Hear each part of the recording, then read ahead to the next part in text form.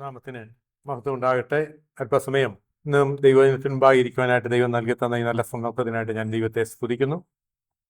ഇന്നത്തെ ചിന്തയ്ക്കായിട്ട് എബ്രായ ലേഖനത്തിൽ നിന്ന് നമുക്ക് ചില വാക്യങ്ങൾ വായിക്കാം. എബ്രായ ലേഖനം 10-ാം അധ്യായം അതിൻ്റെ 32 മുതൽ 35 വരെയുള്ള വാക്യങ്ങൾ. Hebrews chapter 10 verse 32-35. എന്നാൽ നിങ്ങൾ പ്രകാശനം ലഭിച്ച ശേഷം നിന്ദകളാലും പീഡകളാലും കൂത്തുകാഴ്ചയായി ഭവിച്ചു ആ വക അനുഭവിക്കുന്നവർക്ക് കൂട്ടാളികളായി തീർന്നു. ഇങ്ങനെ കഷ്ടങ്ങളാൽ വളരെ പോരാട്ടം കഴിച്ച പൂർവ്വകാലം ഓർത്തുകൊള്ളുവിൻ. തടവുകാരോട് നിങ്ങൾ സഹതാപം കാണിച്ചതല്ലാതെ സ്വർഗത്തിൽ നിലനിൽക്കുന്ന ഉത്തമ സമ്പത്ത് നിങ്ങൾക്കുണ്ട് എന്നറിഞ്ഞ സമ്പത്തുകളുടെ അപഹാരവും സന്തോഷത്തോടെ സഹിച്ചുവല്ലോ. അതുകൊണ്ട് മഹാപ്രതിഫലമുള്ള നിങ്ങളുടെ ധൈര്യം തള്ളിക്കളയരുത്.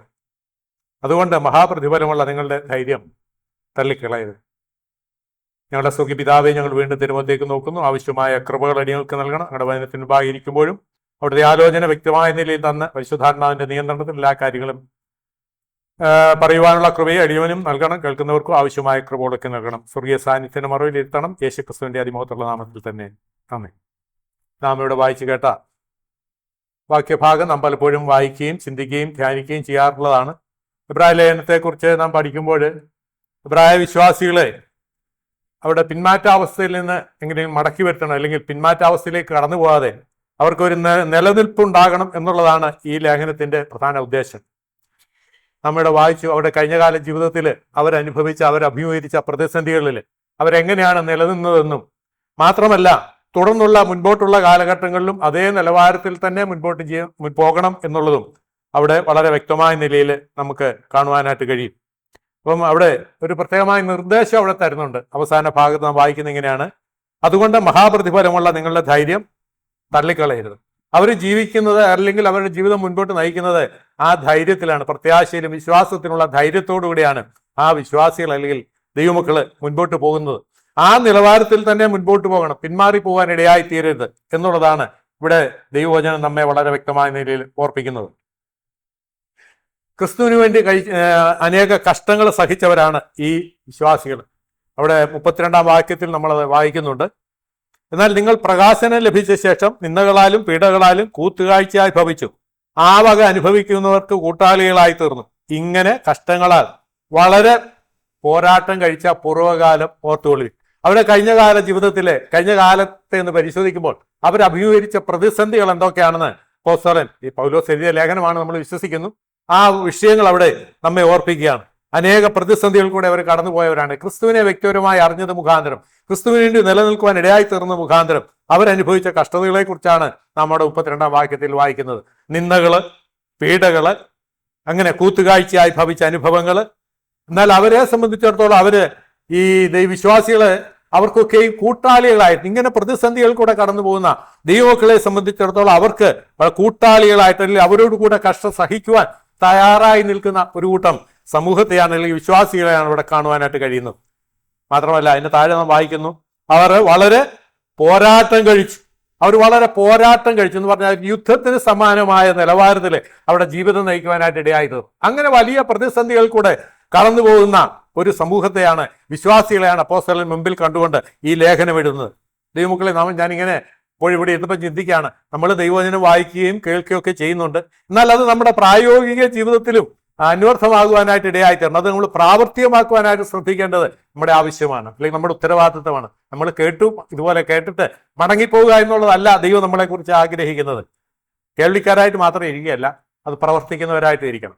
മാത്രമല്ല നമ്മൾ ഈ പാഠപുസ്തകത്തിൽ നാം വായിക്കുന്നത് ഇങ്ങനെയാണ്: പ്രവചനത്തിന്റെ വാക്കുകളെ വായിച്ച് കേൾക്കുന്നവൻ, അതിലെഴുതിയിരിക്കുന്നത് പ്രമാണിക്കുന്നവർ. ഇവർ 3 കൂട്ടര്. അപ്പൊ ഭാഗ്യവാന്മാരുടെ ഗ്രൂപ്പില് ഈ 3 വിഭാഗങ്ങളും ഉണ്ട്.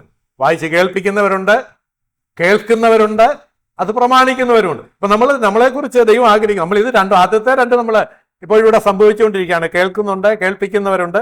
മാത്രമല്ല ഇത് അനുസരിക്കുവാൻ, ഇത് പ്രായോഗികമായി നമ്മുടെ ജീവിതത്തിൽ അനുസരിക്കുവാനുള്ള കടപ്പാടും ബാധ്യതയും ദൈവം നമുക്ക് തന്നിട്ടുണ്ട്. അതുകൊണ്ട് ദൈവമക്കളെ, നമ്മുടെ ഉത്തരവാദിത്തങ്ങൾ വലുതാണ്.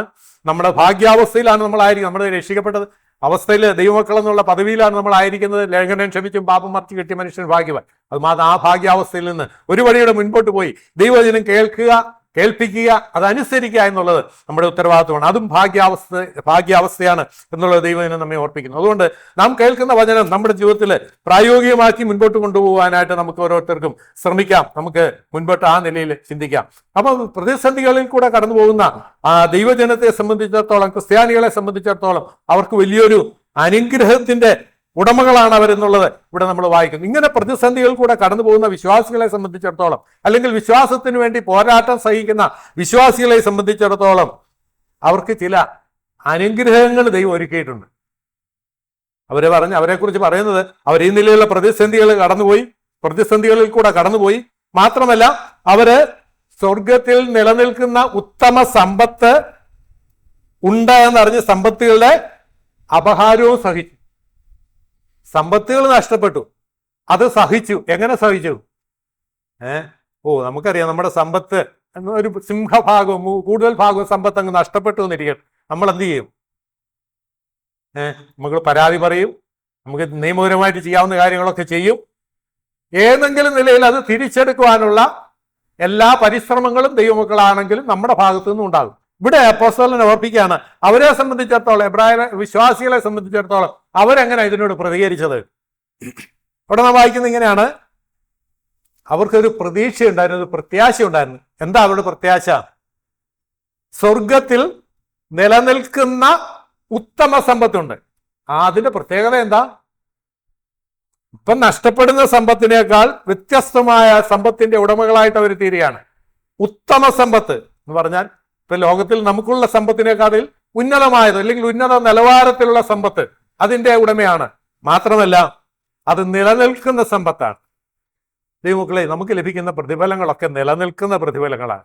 ഇവിടെ നാം കർത്താവിന് വേണ്ടി എന്തെങ്കിലും കഷ്ടതയോ പ്രതിസന്ധികളോ പ്രതികൂലങ്ങളോ ഒക്കെ അഭിമുഖീകരിച്ചാൽ ദൈവം നമുക്ക് സ്വർഗത്തിൽ തരുന്ന പ്രതിഫലങ്ങളുണ്ട്. അതെങ്ങനെയുള്ള പ്രതിഫലങ്ങളാണ്? ഒരാഴ്ചത്തേക്ക്, അല്ലെങ്കിൽ 2 ആഴ്ചത്തേക്ക്, അല്ലെങ്കിൽ 1 വർഷത്തേക്ക് ഉള്ള പ്രതിഫലങ്ങളല്ല. ഈ പ്രതിഫലങ്ങളൊക്കെ നിലനിൽക്കുന്ന പ്രതിഫലങ്ങളാണ്. നമുക്ക് നിത്യതയില് പൂർണ്ണമായി ഉപയോഗിക്കുവാൻ, അല്ലെങ്കിൽ പ്രയോജനപ്പെടുവാൻ, അല്ലെങ്കിൽ നിത്യത മുഴുവൻ നിലനിൽക്കുന്ന പ്രതിഫലങ്ങളാണ് ദൈവമക്കളെ നമുക്ക് ദൈവം തരുവാനായിട്ട് പോകുന്നത്.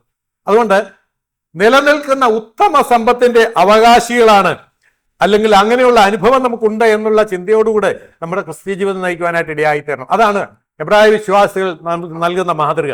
അവർ തങ്ങളുടെ സമ്പത്തുകളുടെ അപഹാരങ്ങളൊക്കെ സഹിച്ചു, സന്തോഷത്തോടെ സഹിച്ചു. യാതൊരു പിറുപിറുപ്പോ യാതൊരു ബുദ്ധിമുട്ടോ അനുഭവിക്കാതെ, അല്ലെങ്കിൽ പ്രകടിപ്പിക്കാതെ അവർ ആ അനുഭവങ്ങൾ ആ നിലയിൽ തരണം ചെയ്തതായിട്ട് നാം വായിക്കുന്നു. സന്തോഷത്തോടെ അതൊക്കെയും സഹിച്ചു.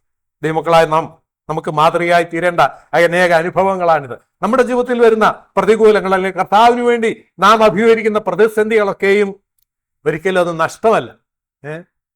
നാം നിസ്സാരമായതിനു വേണ്ടി കഷ്ടത സഹിക്കുന്നതിനേക്കാൾ എത്രയോ ഉന്നതമാണ് നാം കർത്താവിന് വേണ്ടി കഷ്ടത സഹിക്കുന്നത്. പൗലോസും പത്രോസും ഒക്കെ ആ നിലയിൽ കഷ്ടത സഹിച്ചവരാണ്. പത്രോസ് പറയുന്നു, കർത്താവിന്റെ നാമത്തിന് വേണ്ടി കഷ്ടത അനുഭവിക്കുവാൻ എന്നെ യോഗ്യനായി തെരഞ്ഞെടുത്തതുകൊണ്ട് ഞാൻ സന്തോഷിക്കുന്നു. അപ്പം താൻ കർത്താവിന് വേണ്ടി കഷ്ടത അനുഭവിക്കാനായിട്ട് തന്നെ തെരഞ്ഞെടുത്തതിൽ താൻ സന്തോഷമുള്ളവനാണ്. ദൈവമക്കളായ നമ്മുടെ മനോഭാവങ്ങൾ എന്താണ്? കർത്താവിന് വേണ്ടി കഷ്ടത അനുഭവിക്കുമ്പോൾ നമ്മുടെ മനോഭാവം എങ്ങനെയുള്ളതാണ് എന്നുള്ളത് നാം ഒന്ന് പരിശോധിക്കുവാനായിട്ട് ഇടയായിത്തീരട്ടെ. നാം വിശ്വാസത്തിന് വേണ്ടി പോരാട്ടം കഴിക്കേണ്ടവരാണ്, പോരാടേണ്ടവരാണ്, യുദ്ധം ചെയ്യേണ്ടവരാണ്. വളരെ ആവശ്യബോധത്തോടുകൂടെ നമ്മുടെ ഉത്തരവാദിത്വങ്ങൾ നിർവഹിക്കേണ്ടവരാണ് നമ്മൾ ഓരോരുത്തരും. നാം തിരുനാമത്തിന് വേണ്ടി ഏതെങ്കിലും പ്രതിസന്ധികളെ അഭിമുഖീകരിക്കേണ്ടി വന്നാൽ അത് ദൈവനാമ മഹത്വത്തിന് കാരണമായി തരത്തക്ക നിലയിൽ പൂർണ്ണമായും കർത്താവിന്റെ നാമം മഹത്വപ്പെടുവാൻ ഇടയാകത്തക്ക നിലയിൽ ആ ഉത്തരവാദിത്തങ്ങളൊക്കെ നിർവഹിക്കുവാനായിട്ട് ദൈവം വരുന്ന ദിവസങ്ങളിൽ നമ്മെ ഓരോരുത്തരെയും സഹായിക്കട്ടെ. നമുക്ക് പഴയ നിയമത്തിലും പുതിയ നിയമത്തിലും അനേക ദൈവമക്കളെ കുറിച്ച് കാണുവാനായിട്ട് കഴിയും. തങ്ങളുടെ പ്രതിസന്ധികളിൽ വിശ്വസ്തയോടുകൂടെ നിലനിന്ന ദൈവമക്കളെ നമുക്ക് വരുന്ന പ്രതിസന്ധികളിൽ നാം നിലനിൽക്കണമെന്നുള്ളതാണ് ദൈവം നമ്മളെക്കുറിച്ച് ആഗ്രഹിക്കുന്നത്. പ്രതിസന്ധികളിൽ ക്ഷീണിച്ചു പോകാതെ, തളർന്നു പോകാതെ, വിശ്വാസത്തിൽ സ്ഥിരതയുള്ളവരായിട്ട് മുൻപോട്ട് പോകണമെന്നുള്ളതാണ് ദൈവം നമ്മളെക്കുറിച്ച് ആഗ്രഹിക്കുന്നത്. കാരണം അതിനുള്ള അടിസ്ഥാന കാരണങ്ങൾ എന്താണെന്ന് ഈ ചുരുങ്ങിയ ഭാഗങ്ങളിൽ നമുക്ക് കാണുവാനായിട്ട് കഴിയും. അവിടെ പറയാണ്, നിങ്ങൾക്ക് നിലനിൽക്കുന്ന ഉത്തമ സമ്പത്തുണ്ട് എന്നറിഞ്ഞ് നിങ്ങളുടെ സമ്പത്തുകളുടെ അപഹാരമൊക്കെയും സന്തോഷത്തോടെ സഹിച്ചു.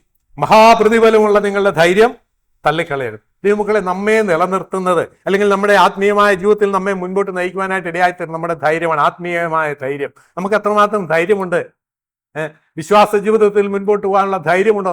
നമ്മൾ ഓരോ നിമിഷവും പതറിപ്പോകുന്നവരാണോ? ക്ഷീണിച്ചു പോകുന്നവരാണോ? നമുക്ക് മാതൃകയായിട്ട് അനേകരെ നമുക്ക് കാണുവാനായിട്ട് കഴിയും. നമ്മൾ ഓർത്തതുപോലെ പഴയ നിയമത്തിലും പുതിയ നിയമത്തിലും അനേകരെ നമുക്ക് ആ നിലയിൽ കാണുവാനായിട്ട് കഴിയും. നമുക്ക് പെട്ടെന്ന് ഓർമ്മ വരുന്ന ഒരു വ്യക്തിയാണ് ദാനിയേൽ.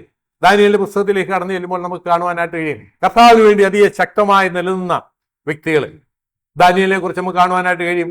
ആരംഭത്തിൽ തന്നെ 1-ാം അധ്യായത്തിലേക്ക് കടന്നു വരുമ്പോൾ നമുക്ക് കാണുവാനായിട്ട് കഴിയുന്നത് അവരൊരു ഉറച്ച തീരുമാനമെടുത്തു. എന്താ അവരെടുത്ത തീരുമാനം 1-ാം അധ്യായത്തിൽ നമുക്ക് കാണുവാനായിട്ട് കഴിയും. അവിടെ വായിക്കുന്ന ഇങ്ങനെയാണ്: രാജാവ് തരുന്ന ഭോജനം കൊണ്ട് ഞങ്ങളെ തന്നെ അശുദ്ധമാക്കുകയില്ല എന്നുള്ള ഒരു ഉറച്ച തീരുമാനം ദാനിയേല് അല്ലെങ്കിൽ തന്റെ കൂട്ടു സഹോദരന്മാരെ എടുക്കുവാനായിട്ട് ഇടയായിട്ട് 1-ാം അധ്യായത്തിൽ നമുക്കിത് കാണുവാനായിട്ട് ഞാൻ വായിക്കാനായിട്ട് ആഗ്രഹിക്കുന്നത്. അങ്ങനെ ഒരു ഉറച്ച തീരുമാനം എടുത്തതിൽ അതിലവർ വിജയിച്ചോ?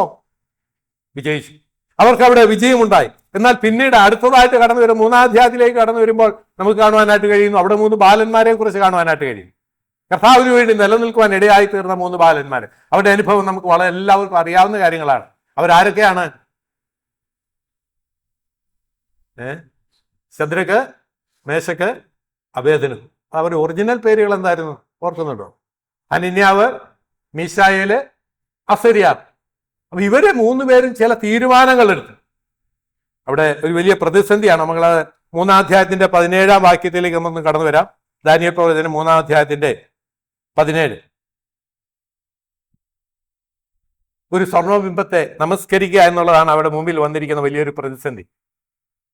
രാജാവിന്റെ കൽപ്പനയാണ്, എന്നാൽ അവർ അനുസരിച്ചില്ല. അതിന്റെ അനന്തരഫലം എന്താണ്? രാജാവിന്റെ മുൻപാകെ ചെന്ന് നിൽക്കേണ്ടതായിട്ട് വന്നു. വലിയ പ്രതിസന്ധി. ഇവിടെ നാം വായിക്കുന്നത് ഇങ്ങനെയാണ്: അവരെ നിർബന്ധിക്കുകയാണ്. എന്തിനു വേണ്ടി? ഈ ബിംബത്തെ ഒന്ന് നമസ്കരിക്കണം. അവരതിന് മുതിരുന്നില്ല. അവർ പറയുന്ന വാക്ക് ഇങ്ങനെയാണ്. ശദ്രക്ക്, 16-ാം വാക്യത്തിൽ നാം വായിക്കുന്നു, ശദ്രക്കും മേശക്കും അബേദനഗോവും രാജാവിനോട്, നെബൂഖദ്നേസരെ, ഈ കാര്യത്തിൽ ഉത്തരം പറവാൻ ആവശ്യമില്ല. രാജാവിനോട്, നെബൂഖദ്നേസറിനോട് മറുപടി പറയുവാൻ ആവശ്യമില്ലാത്ത നിലയിൽ അവർ വളരെ സുരക്ഷിതരാണെന്നാണ് അവർ പറയുന്നത്. അവർ പറയുന്നത് എന്താണ്? അടുത്ത് പറയുന്നത് അവർ പറയാണ്, ഞങ്ങൾ സേവിക്കുന്ന ദൈവത്തിന് ഞങ്ങളെ വിടുവിക്കുവാൻ കഴിയുമെങ്കിൽ അവൻ ഞങ്ങളെ എരിയുന്ന തീച്ചൂളയിൽ നിന്നും രാജാവിന്റെ കയ്യിൽ നിന്നും വിടുവിക്കും. അല്ലെങ്കിൽ ഞങ്ങൾ രാജാവിന്റെ ദേവന്മാരെ സേവിക്കുകയില്ല, രാജാവ് നിർത്തിയ സ്വർണ്ണബിംബത്തെ നമസ്കരിക്കുകയുമില്ല എന്ന് അറിഞ്ഞാലും എന്ന് ഉത്തരം പറഞ്ഞു. രാജാവിന്റെ മുൻപാകെ ശദ്രക്ക്, മേശക്ക്, അബേദനഗോ അവരെടുത്ത തീരുമാനം എന്താണ്? അവർ പറയുന്നത്, അവരിങ്ങനെയാണ് പറയുന്നത്: ഞങ്ങളെ വിടുവിക്കുവാൻ ഞങ്ങളുടെ ദൈവത്തിന് കഴിയുമെങ്കിൽ അവൻ ഞങ്ങളെ വിടുവിക്കും. കഴിയുമെങ്കിൽ എന്നൊരു സംശയത്തിന്റെ വാക്കുകളല്ലത്. അവൻ ഞങ്ങളെ വിടുവിക്കും എന്നുള്ള ഉത്തമമായ ബോധ്യമാണ് ആ വാക്ക് പറയുവാനായിട്ട് അവർക്ക് ഇടയായി തീർന്നു. മാത്രമല്ല അവർ പറയാണ്, അല്ലെങ്കിലും ഞങ്ങൾ രാജാവിന്റെ വിടുവിച്ചില്ലെങ്കിലും ഞങ്ങൾ രാജാവിന്റെ ദേവന്മാരെ സേവിക്കുകയില്ല. വളരെ ഉന്നതമായ ഒരു തീരുമാനത്തിന്റെ ഉടമകളായിട്ട് അവർ തീരുകയാണ്. അതുകൊണ്ട് എന്താണ് സംഭവിച്ചത്? പ്രതിസന്ധികൾ വർദ്ധിച്ചു. 25-ാം വാക്യത്തിലേക്ക് കടന്നു വരുമ്പോൾ അനന്തര സംഭവം എന്താണെന്ന് നമുക്കിവിടെ കാണുവാനായിട്ട് കഴിയും. അവരെ ഈ ബാലന്മാരെ 3 ബാലന്മാരെയും കെട്ടി തീയിലിട്ടു. 25-ാം വാക്യത്തിൽ കടന്നു വരുമ്പോൾ നമുക്ക് കാണുവാനായിട്ട് കഴിയുന്നത്, അതിനവൻ 4 പുരുഷന്മാർ കെട്ടഴിഞ്ഞ തീയിൽ നടക്കുന്നത് ഞാൻ കാണുന്നു. അവർക്കൊരു കേടും തട്ടിയിട്ടില്ല. 4-ാമത്തവന്റെ രൂപം ഒരു ദൈവപുത്രനോട് ഒത്തിരിക്കുന്നു. ദൈവമക്കളെ, അവർ ദൈവസേനയിൽ എടുത്ത തീരുമാനം വിജയകരമായി തീർന്നോ?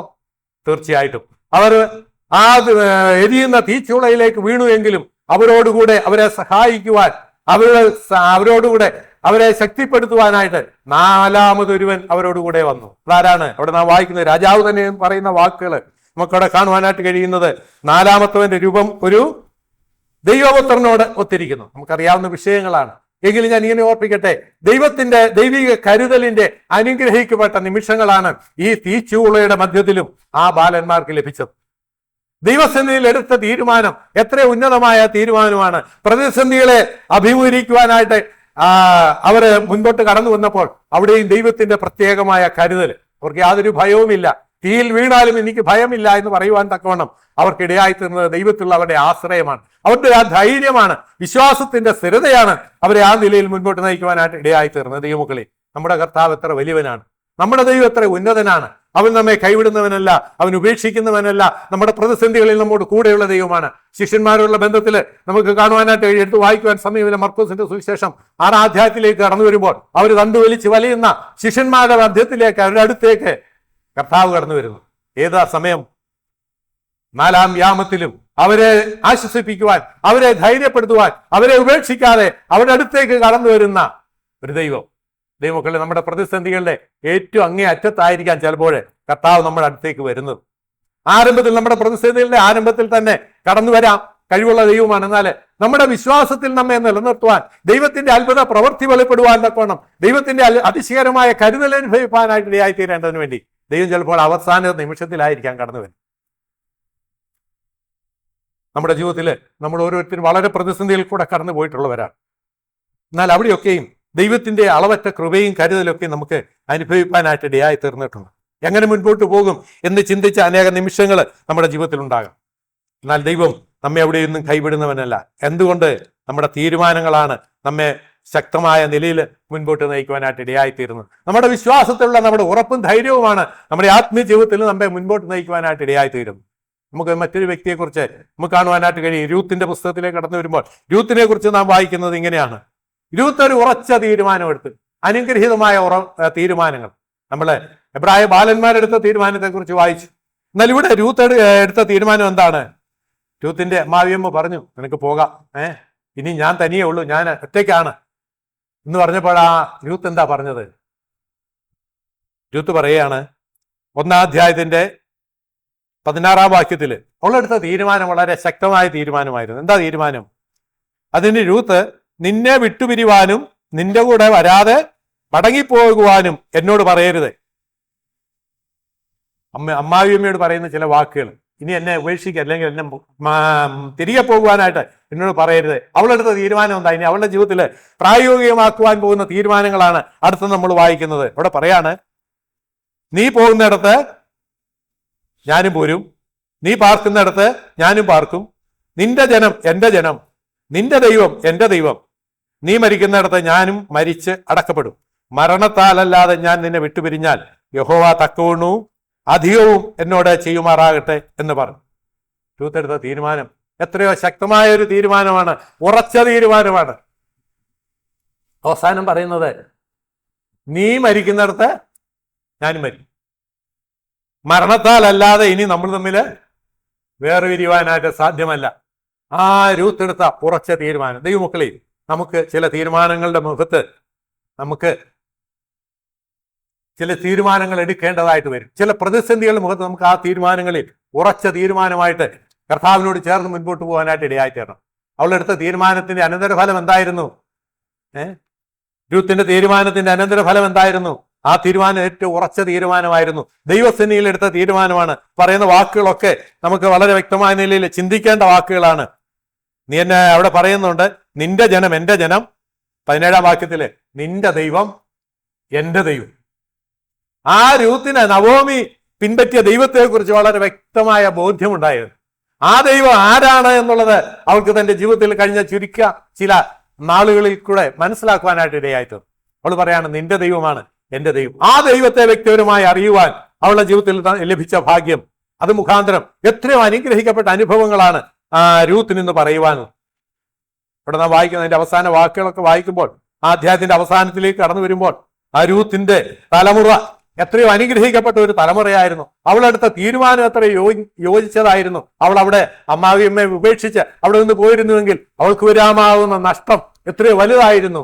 എന്നാൽ ദൈവമക്കളെ, അവൾക്ക് ലഭിച്ച അനുഗ്രഹിക്കപ്പെട്ട പദവിയെക്കുറിച്ച് നമുക്ക് ആ ഭാഗത്തിന്റെ അവസാനം കാണുവാനായിട്ട് കഴിയും. ക്രിസ്തു ജനിച്ചത് അവളുടെ വംശത്തിലാണ്, അല്ലെങ്കിൽ ആ നിലയിൽ അനുഗ്രഹിക്കപ്പെട്ട ഒരു പദവിയുടെ ഉടമയായിട്ട് അവളെ തീരുവാനായിട്ട് ഇടയായിട്ട്. ദൈവമക്കളെ, നമ്മുടെ വ്യക്തിപരമായ ജീവിതത്തിലെ ധൈര്യം നമുക്ക് നിലനിർത്തിക്കൊണ്ട് മുൻപോട്ട് പോകാനായിട്ട് ഇടയായി തരട്ടെ. നമ്മുടെ തീരുമാനങ്ങളിൽ ഉറച്ചു നിൽക്കുവാനായിട്ട് വരുന്ന ദിവസത്തിൽ ദൈവം നമ്മെ സഹായിക്കട്ടെ. നാം ദൈവസന്നിധിയിൽ എടുക്കുന്ന തീരുമാനം അതിൽ നിന്ന് വ്യതിചലിക്കുവാൻ ഇടയാകാതെ മുൻപോട്ട് തന്നെ നോക്കി ജീവിപ്പാൻ തക്കവണ്ണം ദൈവം നമ്മെ ഓരോരുത്തരെ സഹായിക്കട്ടെ. പുറകോട്ട് നോക്കുവാനായിട്ട് ഇടയായിത്തീരുന്നത്, അല്ലെങ്കിൽ പിന്മാറി പോകുവാനായിട്ട് ഇടയാകാതെ ക്രിസ്തുവിലുള്ള ആശ്രയത്തോടുകൂടെ തന്നെ നമ്മുടെ ജീവിതം മുൻപോട്ട് നയിപ്പാനായിട്ട് ദൈവം നമ്മെ സഹായിക്കട്ടെ. എന്നാൽ ഞാൻ ഇങ്ങനെ ഓർപ്പിക്കട്ടെ, അങ്ങനെ എടുക്കുന്ന തീരുമാനത്തിൽ ഒരിക്കലും നാം ലജ്ജിക്കുവാനായിട്ട് ഇടയായിത്തീരുകയില്ല. നാം ലജ്ജിക്കുവാൻ ഇടയാകാത്ത നിലയിൽ ദൈവം നമ്മെ കരുതുന്ന ദൈവമാണ്. ദൈവത്തിന്റെ സാന്നിധ്യം നമ്മോട് കൂടെയുണ്ട്. 2 ദിനവൃത്താന്തം 16:9 നാം ഇങ്ങനെയാണ് വായിക്കുന്നത്: യഹോവയുടെ കണ്ണ് തങ്കൽ ഏകാഗ്രചിത്തന്മാരായിരിക്കുന്നവർക്ക് വേണ്ടി താൻ ബലവാനെന്ന് കാണിക്കേണ്ടതിന് ഒരു കണ്ണ് ഭൂമിയിൽ എല്ലായിടും ഊടാടിക്കൊണ്ടിരിക്കുന്നു. ദൈവമക്കളെ, തന്റെ മക്കളെ സംബന്ധിച്ചിടത്തോളം തങ്കൽ ഏകാഗ്രചിത്തന്മാരായിരിക്കുന്നവർക്ക് വേണ്ടി ഒരു കരുതുന്ന ഒരു ദൈവമാണ് നമ്മുടെ ദൈവം.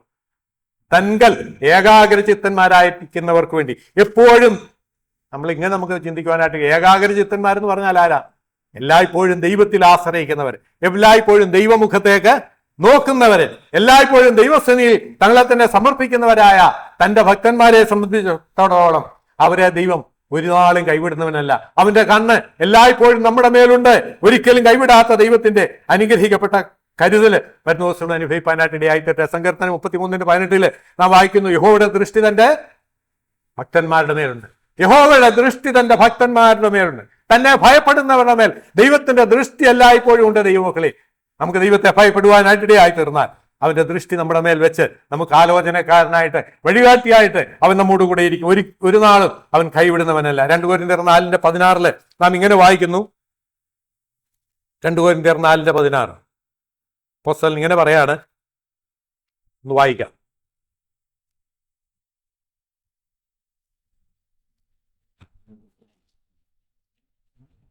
അതുകൊണ്ട് 2 കൊരിന്ത്യർ 4:16 അതുകൊണ്ട് ഞങ്ങൾ അധൈര്യപ്പെടാതെ ഞങ്ങളുടെ പുറമേയുള്ള മനുഷ്യൻ ക്ഷയിച്ചു പോകുന്നുവെങ്കിലും ഞങ്ങളുടെ അകമേയുള്ളവൻ നാൾക്ക് നാൾ പുതുക്കം പ്രാപിക്കുന്നു. നേരത്തേക്കുള്ള ഞങ്ങളുടെ ലഘുവായ കഷ്ടം അത്യന്തം അനവധിയായി തേജസ്സിന്റെ നിത്യഗനം ഞങ്ങൾക്ക് കിട്ടുവാൻ ഹേതുവാകുന്നു. ഈ മക്കളെ, ഈ ലോകത്തിലെ കഷ്ടങ്ങളെ ആണ് പൗലോസ് അവിടെ ഓർപ്പിക്കുന്നത്. പൗലോസ് അപ്പോസ്തലൻ ഇങ്ങനെയാണ് പറയുന്നത്: ഞങ്ങൾ അധൈര്യപ്പെടാതെ പുറമേയുള്ള മനുഷ്യൻ ക്ഷയിച്ചു പോകുന്നുവെങ്കിലും ഞങ്ങളുടെ അകമേയുള്ളവൻ നാൾക്ക് നാൾ പുതുക്കം പ്രാപിച്ചുകൊണ്ടിരിക്കുകയാണ്. ദൈവമക്കൾ, നമ്മുടെ ജീവിതത്തിൽ ഒരു രൂപാന്തര എപ്പോഴും നടന്നുകൊണ്ടിരിക്കുക. എപ്പോഴും നടന്നുകൊണ്ടിരിക്കുന്ന ഒരു രൂപാന്തര അനുഭവമാണ് എന്ത്? നമ്മുടെ പുറമേയുള്ള മനുഷ്യൻ ക്ഷീണിച്ചു പോവുക, അകമേയുള്ളവൻ നാൾക്ക് നാൾ പുതുക്കം പ്രാപിക്കുക എന്ന് പറഞ്ഞാൽ അനുദിനം വർദ്ധിച്ചു വരിക, വളർന്നു വരിക. ദൈവമക്കൾ, നമ്മുടെ ശരീരം ഇതാണ് പുറമേയുള്ളവൻ. ഇതെപ്പോഴും ക്ഷീണിച്ചുകൊണ്ടേയിരിക്കും. പ്രായം വർദ്ധിക്കും തോറും ക്ഷീണിച്ചുകൊണ്ടേയിരിക്കും. രോഗങ്ങള്, പ്രയാസങ്ങള്, വേദനകള്, പ്രതിസന്ധികളൊക്കെ അഭിമുഖീകരിക്കേണ്ടി വരും ഈ ശരീരത്തിൽ. എന്നാൽ നമ്മുടെ അകമേയുള്ളവൻ നാൾക്ക് നാൾ പുതുക്കം പ്രാപിക്കുന്ന അനുഭവം ഇത് നമുക്ക് കൈവരിക്കുവാനായിട്ട് ഇടയായി തരട്ടെ. നമ്മുടെ അകമേയുള്ളവൻ നാൾക്ക് നാൾ പുതുക്കം പ്രാപിക്കുവാനായിട്ട് ഇടയായി തരണം. മാത്രമല്ല, ഈ ഇവിടെയുള്ള കഷ്ടങ്ങള്, അതിനെക്കുറിച്ച് അവിടെ പറയുന്നത് നേരത്തേക്കുള്ള നിങ്ങളുടെ ലഘുവായ കഷ്ടം, അതിന്റെ പ്രതീക്ഷ എന്താണ്, പ്രത്യേകത എന്താണ്? ഈ കഷ്ടം അനുഭവിക്കുന്ന ഒരു വ്യക്തിയെ സംബന്ധിച്ചിടത്തോളം അവന് ലഭിക്കുവാൻ പോകുന്നത് അത്യന്തം അനവധിയായി തേജസ്സിന്റെ നിത്യധനം കിട്ടുവാനായിട്ട് ഇടയായി തീരും. തേജസ്സിന്റെ നിത്യധനം ഇത് മനുഷ്യവാക്കുകൾ കൊണ്ട്, മനുഷ്യ ബുദ്ധി കൊണ്ട് ഗ്രഹിക്കുവാനായിട്ട് കഴിയുകയില്ല. ദൈവത്തിന്റെ കരുതല് ആ നിലയിലുള്ളതാണ്. ദൈവമക്കളെ, കർത്താവിന് വേണ്ടി എന്തെങ്കിലും നാം ചെയ്യുന്നുവെങ്കിൽ, കർത്താവിന് വേണ്ടി നാം നിലനിൽക്കുന്നുവെങ്കിൽ, വരുന്ന ദിവസങ്ങളിൽ നാം അനുഗ്രഹിക്കപ്പെട്ടവരായിട്ട് ആ നിത്യ തേജസ്സിന്റെ ധനം മനസ്സിലാക്കുവാൻ തക്കവണ്ണം അതിന്റെ അവകാശികളായിട്ട് തീരുവാനായിട്ട് നാം പോവുകയാണ്. നമുക്കതുകൊണ്ട് അധൈര്യപ്പെടാതെ കർത്താവിൽ ശരണപ്പെട്ടുകൊണ്ട് നമ്മുടെ ജീവിതം മുൻപോട്ട് നയിക്കുവാനായിട്ട് ദൈവം നമ്മെ ഓരോരുത്തരെയും സഹായിക്കട്ടെ. 1 പത്രോസ് 1:5 മുതൽ 7 വരെയുള്ള വാക്യങ്ങൾ നമുക്കറിയാം. അതുകൂടെ വായിച്ച് എൻ്റെ വാക്കുകൾ അവസാനിപ്പിക്കാം. 1 കൊരിന്ത്യർ 1 പത്രോസ് 1:5 മുതൽ 7 വരെയുള്ള വാക്യങ്ങൾ. 4-ാം വാക്യം മുതൽ: നമ്മെ ജീവനുള്ള പ്രത്യാശയ്ക്കായി അന്ത്യകാലത്ത് വെളിപ്പെടുവാൻ ഒരുങ്ങിയിരിക്കുന്ന രക്ഷയ്ക്ക് വിശ്വാസത്താൽ ദൈവശക്തിയിൽ കാക്കപ്പെടുന്ന നിങ്ങൾക്ക് വേണ്ടി സ്വർഗത്തിൽ സൂക്ഷിച്ചിരിക്കുന്നതും ക്ഷയം, മാലിന്യം, വാട്ടം എന്നിവ ഇല്ലാത്തതുമായ അവകാശത്തിനായി തന്നെ വീണ്ടും ജനിപ്പിച്ചിരിക്കുന്നു. നമ്മളെ ദൈവം വീണ്ടും ജനിപ്പിച്ച എന്തിനു വേണ്ടിയാണ്? പ്രാരംഭത്തിൽ നമ്മൾ ഓർത്തു, സ്വർഗത്തിൽ സൂക്ഷിച്ചിരിക്കുന്നതും ഒരിക്കലും നഷ്ടപ്പെട്ടു പോകാത്ത ആ അനുഭവങ്ങളിലേക്കാണ് ദൈവം നമ്മെ കൊണ്ടുവന്നിരിക്കുന്നത്. അത് നമ്മൾ പ്രാരംഭത്തിലെ എബ്രായലേഖനത്തിൽ നാം വായിച്ചു. നമുക്ക് ലഭിക്കുന്ന പ്രതിഫലങ്ങളെ കുറിച്ച് നമ്മൾ വായിച്ചു. ഇവിടെയും പറയുന്നത് അതാണ്. നമുക്ക് രക്ഷയ്ക്ക് വിശ്വാസത്താൽ ദൈവശക്തിയിൽ കാക്കപ്പെടുന്ന നിങ്ങൾക്ക് വേണ്ടി സ്വർഗത്തിൽ സൂക്ഷിച്ചിരിക്കുന്നതും ക്ഷയം, മാലിന്യം, വാട്ടം എന്നിവ ഇല്ലാത്തതുമായ അവകാശത്തിനായി തന്നെ വീണ്ടും ജനിപ്പിച്ചിരിക്കുന്നു. ദൈവമക്കളെ, നമ്മളെ ദൈവം വീണ്ടും ജനിപ്പിച്ചത്, അല്ലെങ്കിൽ നമ്മെ വീണ്ടെടുത്തത്, ദൈവം നമ്മെ ദൈവമക്കളാക്കി തീർത്തത് താൽക്കാലികമായിട്ടൊക്കെ ഇവിടെ ജീവിച്ച് അത്യാവശ്യം സുഖ സൗകര്യങ്ങളോടുകൂടി ഇവിടെ ജീവിച്ച് അവസാനിപ്പിക്കുവാൻ വേണ്ടിയല്ല. പിന്നെയോ ക്ഷയമാലിന്യം, വാട്ടം എന്നിവ ഇല്ലാത്ത അവകാശത്തിനായിട്ട് തന്നെ നമ്മെ വീണ്ടും ജനിപ്പിച്ചിരിക്കുന്നു. ദൈവമക്കളെ, നമ്മൾ ഇതിനെക്കുറിച്ച് എത്രമാത്രം ബോധവാന്മാരാണ്. നമുക്ക് വേണ്ടി ശേഷിപ്പിച്ചിരിക്കുന്ന, നമുക്ക് വേണ്ടി നിലനിർത്തിയിരിക്കുന്ന ആ സ്വർഗത്തിലെ നിത്യമായ അവകാശത്തിന് വേണ്ടി ഒരുങ്ങുവാനായിട്ട് ഈ നാളുകളിൽ ദൈവം നമ്മെ ഓരോരുത്തരെ സഹായിക്കട്ടെ. ഈ പുറമേയുള്ളവൻ നാൾക്കുനാൾ ക്ഷയിച്ചു പോകുന്നുവെങ്കിലും അകമേയുള്ളവൻ നാൾക്കുനാള് ശക്തിപ്പെട്ടുകൊണ്ട് മുൻപോട്ട് പോകാനായിട്ട് ദൈവം നമ്മെ ഓരോരുത്തരെ സഹായിക്കട്ടെ. നമുക്ക് അല്പനേരത്തേക്ക് നാനാ പരീക്ഷകളാൽ നമുക്ക് ദുഃഖിച്ചിരിക്കേണ്ട അനുഭവങ്ങൾ ഉണ്ടാകാം. എന്നാൽ അവിടെയൊക്കെ ദൈവത്തിന്റെ അളവറ്റ കൃപയും കരുതലൊക്കെ അനുഭവിച്ച് നമ്മുടെ ക്രിസ്ത്യ ജീവിതം നയിപ്പാനായിട്ട് വരുന്ന ദിവസത്തില് ദൈവം നമ്മെ ഓരോരുത്തരെ സഹായിക്കട്ടെ. നമ്മുടെ ആത്മീയ വളർച്ചയാണ് ദൈവം നമ്മളെക്കുറിച്ച് ആഗ്രഹിക്കുന്നത്. ആത്മീയമായി നാം വളരുക എന്നുള്ളതാണ് ദൈവം എപ്പോഴും നമ്മളെക്കുറിച്ച് ആഗ്രഹിക്കുന്നത്. ആ നിലയിൽ അനുഗ്രഹിക്കപ്പെട്ട ജീവിതം നയിപ്പാനായിട്ട് വരുന്ന ദിവസത്തിൽ ദൈവം നമ്മെ ഓരോരുത്തരെ സഹായിക്കട്ടെ. എബ്രായ ലേഖനത്തിൽ നമുക്ക് വീണ്ടും കാണുവാനായിട്ട് കഴിയുന്നു. അതിന്റെ 12-ാം അധ്യായത്തിന്റെ 14 മുതൽ 16 വരെയുള്ള വാക്യങ്ങളിൽ എല്ലാവരോടും സമാധാനം ആചരിച്ച് ശുദ്ധീകരണം പ്രാപിക്കുവാൻ ഉത്സാഹിപ്പീൻ. ശുദ്ധീകരണം കൂടാതെ ആരും കർത്താവിനെ കാണുകയില്ല. ശുദ്ധീകരണം കൂടാതെ ആർക്കും ദൈവത്തെ കാണുവാനായിട്ട് കഴിയില്ല. ദൈവസന്നിധിയിൽ നാം ആയിരിക്കുമ്പോൾ നമ്മുടെ ജീവിത അനുഭവങ്ങൾ എന്ന് പറയുന്നത് ശുദ്ധീകരണത്തിന്റെ അനുഭവങ്ങൾ എന്ന് പറയുന്നത് ഇപ്പൊ നമ്മൾ ഓർത്തതുപോലെ അകമയുള്ള മനുഷ്യൻ ശക്തിപ്പെടുന്ന അനുഭവം, ഓരോ ദിവസവും ആത്മീയമായി വളരുന്ന അനുഭവം, അതാണ് ശുദ്ധീകരണം എന്നുള്ള വാക്കുകൊണ്ട് നമുക്ക് മനസ്സിലാക്കുവാനായിട്ട് കഴിയുന്നത്. ആ 15-ാം വാക്യത്തിൽ നാം ഇങ്ങനെ വായിക്കുന്നു: ആരും ദൈവകൃപ വിട്ട് പിന്മാറുകയും വല്ല കൈപ്പുള്ള വേര് മുളച്ച് കലക്കമുണ്ടാക്കി അനേകർ അതിനാൽ മലിനപ്പെടുകയും ആരും ദുർനടപ്പുകാരനോ ഒരു ഊണിന് ജ്യേഷ്ഠാവകാശം വിറ്റ് കളഞ്ഞ ഏശാവിനെ പോലെ അഭക്തനോ ആയി തീരുകയും ചെയ്യാതിരിപ്പാൻ കരുതിക്കൊള്ളി. ഒരു വലിയ കൽപ്പന അല്ലെങ്കിൽ ആലോചന ദൈവവചനം നമുക്ക് തരുന്നത് എന്താണ്? നിങ്ങൾ സൂക്ഷിക്കേണ്ട ഒരു അപകട നിർദ്ദേശമാണ്. വീണുപോകാതെ ക്ഷീണിച്ചു പോകാതെ മുൻപോട്ട് പോകണമെന്നുള്ളതിന് വ്യക്തമായ നിർദ്ദേശങ്ങളാണ് നൽകുന്നത്. 15-ാം വാക്യത്തിൽ നാം വായിക്കുന്നു: ആരും ദൈവകൃപ വിട്ട് പിന്മാറുകയും വല്ല കൈപ്പുള്ള വേര് മുളച്ച് കലക്കമുണ്ടാക്കി അനേകർ അതിനാൽ മലിനപ്പെടുകയും ആരും തുറന്നെടുപ്പുകാരനോ ഒരു ഊണിന് ജ്യേഷ്ഠാവകാശം വിറ്റ് കളഞ്ഞ ഏശാവിനെ പോലെ അഭക്തനോ ആയിത്തീരുകയും ചെയ്യാതിരിപ്പാൻ കരുതിക്കൊള്ളുകയും. നമുക്ക് ഏശാവിനെ കുറിച്ച് അറിയാം, വിവരിക്കേണ്ട ആവശ്യമില്ല. തന്റെ ജ്യേഷ്ഠാവകാശം ഒരു ഊണിന് വേണ്ടി വിറ്റ് കളഞ്ഞ ഏശാവാണ്. നാം അതുപോലെ നിസ്സാരമായതിനു വേണ്ടി, ലോകത്തിലെ താൽക്കാലിക സുഖങ്ങൾക്ക് വേണ്ടി, ലോകത്തിലെ താൽക്കാലിക അനുഭവങ്ങൾക്ക് വേണ്ടി, അനുഗ്രഹങ്ങൾക്ക് വേണ്ടി നാം നമ്മൾക്ക് ശ്രേഷ്ഠമായത് നമുക്ക് ഉപേക്ഷിക്കുവാനായിട്ട് ഇടയായി തീരരുത്. അതാണ് പറയുന്നത് 15-ാം വാക്യത്തിൽ: ആരും ദൈവകൃപ വിട്ട് പിന്മാറരുത്. ദൈവമക്കളെ, നാം നിലനിൽക്കുന്നത് ദൈവകൃപയിലാണ്. നമുക്ക് സ്വയമായിട്ട് നിൽക്കുവാനായിട്ട് കഴിയുകയില്ല. അതുകൊണ്ട് നാം ദൈവകൃപയിൽ നിലനിൽക്കുവാനായിട്ട് വരുന്ന ദിവസത്തിൽ ദൈവം നമ്മെ ഓരോരുത്തരെ സഹായിക്കട്ടെ. നാം ദൈവകൃപയിൽ നിലനിന്ന് മുൻപോട്ട് പോകാൻ ഇടയായി തരണം. ദൈവകൃപയില്ലാത്ത അനുഭവങ്ങളെ കുറിച്ച് നമ്മുടെ വായിക്കുന്നത് പിന്മാറ്റ അനുഭവം, അവിടെ നാം വായിക്കുന്ന കൈപ്പുള്ള അനുഭവം, കലക്കമുള്ള അനുഭവം, ദുർനടപ്പിന്റെ അനുഭവം, ഇതൊക്കെ ദൈവകൃപയിൽ നിന്ന് നാം വീണു പോകുമ്പോൾ ഉണ്ടാകുന്ന അനുഭവങ്ങളാണ്. ദൈവമക്കളെ, നമുക്ക് ക്രിസ്ത്യ ജീവിതം ധൈര്യത്തോടുകൂടെ മുൻപോട്ട് പോകാനായിട്ട് ഇടയായി തീരട്ടെ. നമുക്ക് പ്രതീക്ഷയുണ്ട്. മഹാപ്രതിഫലമുള്ള നിങ്ങളുടെ ധൈര്യം നാം വിട്ടുകളയരുത്, ഉപേക്ഷിക്കരുത്. നമുക്ക് ആ കൃപയിൽ നിലനിൽക്കുവാൻ, മഹാപ്രതിഫലമുള്ള ആ ധൈര്യത്തിൽ തന്നെ നിലനിൽക്കുവാനായിട്ട് ദൈവം നമ്മെ ഓരോരുത്തരെ സഹായിക്കട്ടെ. നാം ഇപ്പം പാടിയ പാട്ടിന്റെ ഒരു സ്റ്റാൻസ ഇങ്ങനെയാണ്. എന്റെ അവസാനത്തെ സ്റ്റാൻസ: മാനസാമേ ചാരുക ദിനവും ഈ ദിവ്യ സ്നേഹിതനിൽ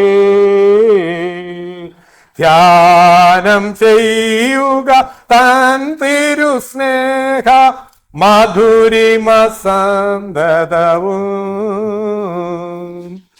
ഏതു ഖേദം വരികിലും പതറാ ദേശുനിൻ ആശ്രയമതിനാൽ അന്ത്യത്തോളം പൊരുതുക കുരിശിൻ ഉത്തമനാം ഭടനാൻ.